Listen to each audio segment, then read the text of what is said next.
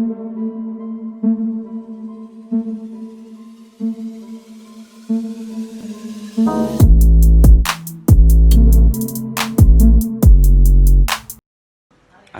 warahmatullahi wabarakatuh. Nama saya Devin Fatian Dika Priyadi dari kelompok 6 ingin mempresentasikan konflik disintegrasi Cekoslovakia.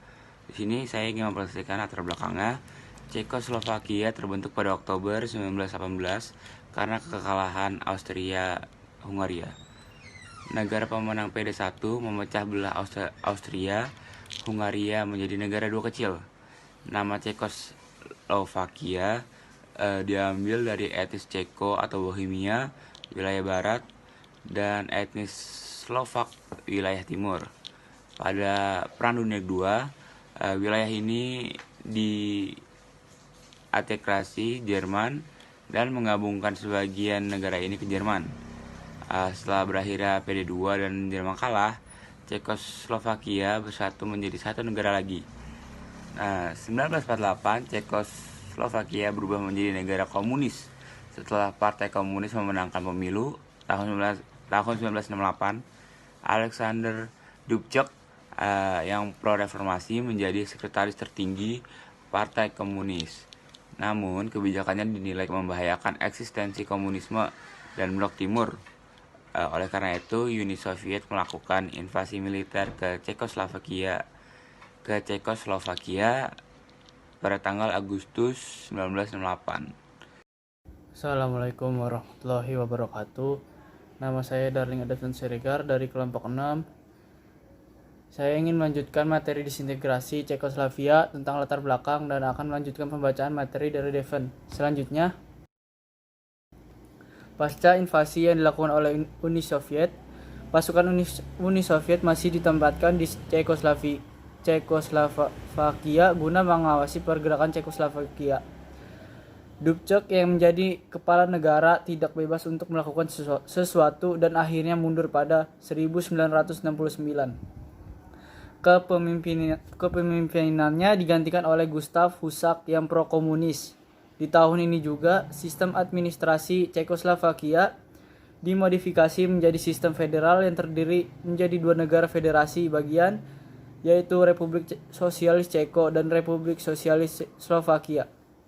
Pada 1989 terjadi demonstrasi yang disusul tekanan dari rakyat untuk melakukan reformasi politik. Sadar apabila dengan melawan demonstran hanya akan memantik permasalahan yang lebih besar.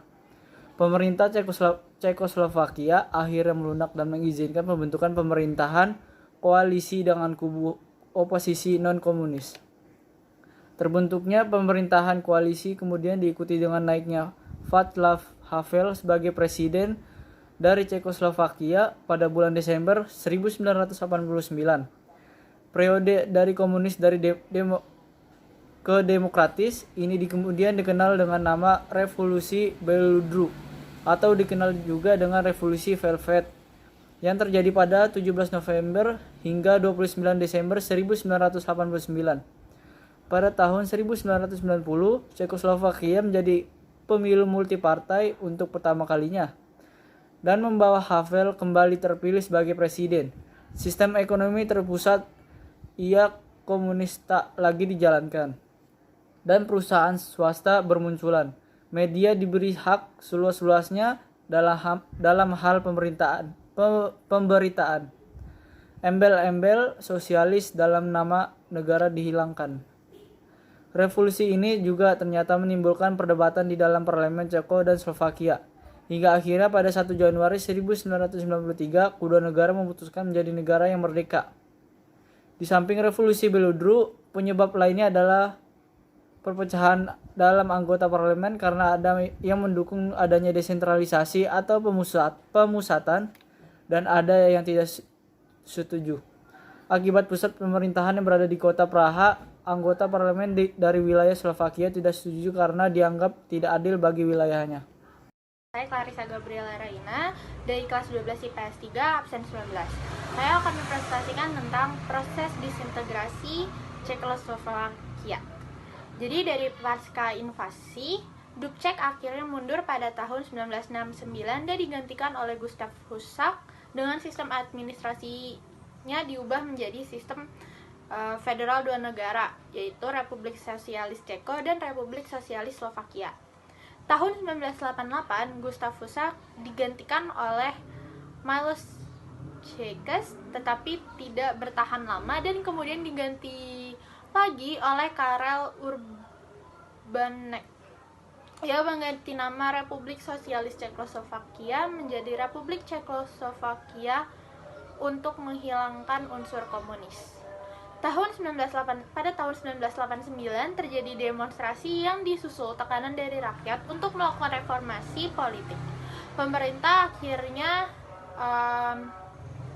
membentuk pemerintah koalisi dengan kubu oposisi non-komunis.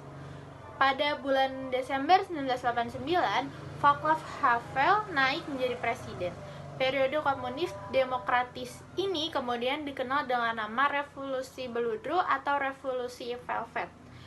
Revolusi Velvet ini atau Revolusi Berudu ini terjadi pada tanggal 17 November sampai 29 Desember 1989. Assalamualaikum warahmatullahi wabarakatuh. Nama saya Dinda Trinur Indasari, absen 12. Kali ini saya bakal ngejelasin tentang proses disintegrasi dari Cekoslovakia yang sebelumnya dijelasin oleh Clarissa. Nah, revolusi Beludru ini didorong oleh ketidakpuasan rakyat Cekoslovakia sendiri terhadap Partai Komunis Cekoslovakia atau yang biasa disebut PKC, yang dimana itu dia adalah partai tunggal di Cekoslovakia sendiri. Nah, pada tahun 1990, Cekoslovakia ini menjalani pemilu multipartai yang pertama kali, dan yang terpilih itu adalah Havel. Nah, si Havel ini mendirikan sistem ekonomi terpusat menjadi tidak dijalankan lagi, dan media diberi kebebasan sebebas-bebasnya. Dan pada Juli 1992, etnik Slovakia mendesak parlemen Cekoslovakia untuk segera menerapkan keputusan pemisahan wilayah. Nah, akhirnya berdasarkan Undang-Undang Nomor 542 tanggal 25 November 1992, Cekoslovakia resmi terpecah menjadi Republik Ceko dan Republik Slovakia, dan benar-benar diresmikan pada tanggal 1 Januari 1993. Assalamualaikum warahmatullahi wabarakatuh. Saya Azalika Pramesti, absen 7 dari kelompok 6 tentang disintegrasi Cekoslovakia. Di sini saya akan membacakan tentang faktor yang mempengaruhi disintegrasi Cekoslovakia. Yang pertama, adanya perbedaan kondisi masyarakat dan infrastruktur antar kedua negara. Yang kedua, Ceko menganggap Slovakia sebagai beban. Sebaliknya, Slovakia merasa dimanfaatkan. Yang ketiga, setelah sistem komunis tumbang, kedua negara sepakat akan lebih mudah berkembang jika keduanya menjadi negara yang terpisah. Sekian. Assalamualaikum warahmatullahi wabarakatuh. Saya Alisa Manda Putri. Di sini saya akan menjelaskan tentang dampak disintegrasi Cekoslovakia.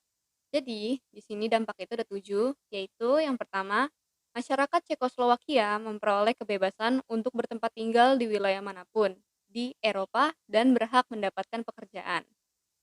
Nah, hak kebebasan ini diperoleh Ceko dan Slovakia pada tanggal 21 Desember 2007 sesuai perjanjian Schengen tahun 1985 yang mengatur kewarganegaraan negara-negara Uni Eropa. Yang kedua yaitu pembagian wilayah Ceko dan Slovakia diatur melalui Undang-Undang Konstitusi Nomor 541 tanggal 13 November 1992.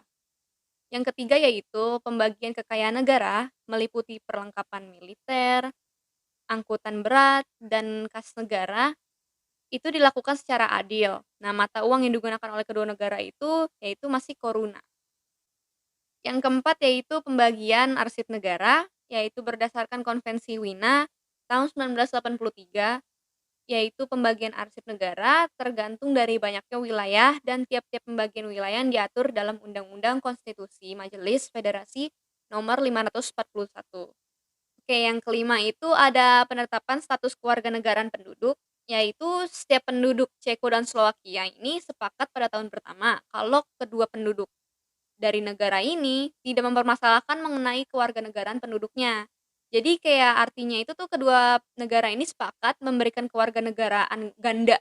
Jadi boleh Ceko atau Slovakia. Nah, untuk setiap penduduknya. Nah, dalam kurun waktu beberapa tahun, nah penduduk Ceko diizinkan untuk memasuki wilayah Slovakia tanpa paspor. Dan begitu juga sebaliknya. Slovakia boleh masuk ke Ceko tapi nggak pakai paspor juga, tapi hanya dalam kurun waktu beberapa tahun. Oke, yang keenam yaitu menentukan bendera dan lambang negara. Jadi kalau bendera Ceko dan Slovakia ini tidak jauh berbeda jika dilihat dari unsur warnanya. Pada bendera negara Ceko, warna biru berbentuk segitiga itu berada di bagian kiri.